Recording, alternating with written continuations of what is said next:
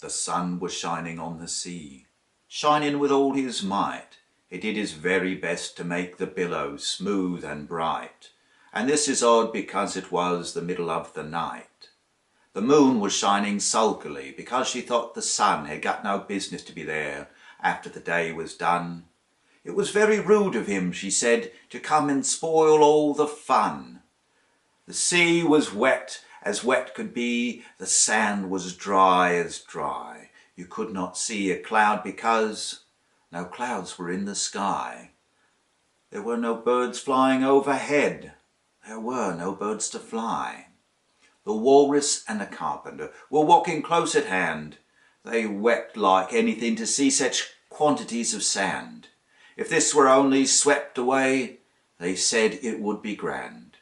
If 7 maids with 7 mops swept for half a year, do you suppose, the Walrus said, that they could get it clear? I doubt it, said the Carpenter, and shed a bitter tear.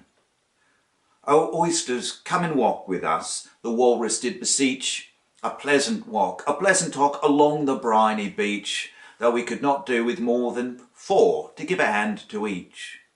The eldest oyster looked at him, but never a word he said. The eldest oyster winked his eye and shook his heavy head, meaning to say he did not choose to leave the oyster bed. But 4 young oysters hurried up, all eager for their treat. Their coats were brushed, their faces washed, their shoes were clean and neat. And this is odd because, you know, they hadn't any feet. 4 other oysters followed them, and yet another 4, and thick and fast they came at last, and more and more and more, all hopping through the frothy waves and scrambling to the shore. The Walrus and the Carpenter walked on a mile or so, then rested on a rock conveniently low, and all the little oysters stood waiting in a row.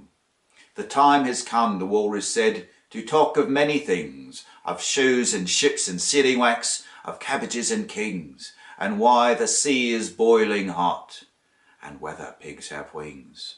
But wait a bit, the oysters cried, before we have our chat, for some of us are out of breath and all of us are fat. No hurry, said the Carpenter, and they thanked him much for that. A loaf of bread, the Walrus said, is what we chiefly need. Pepper and vinegar besides are very good indeed. Now if you're ready, oysters dear, we can begin to feed. But not on us, the oysters cried, turning a little blue. After such kindness, that would be a dismal thing to do. The night is fine, the Walrus said. Do you admire the view?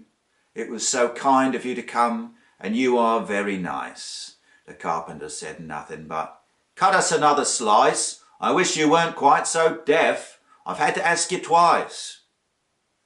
It seems a shame, the Walrus said, to play them such a trick, after we brought them out so far and made them trot so quick.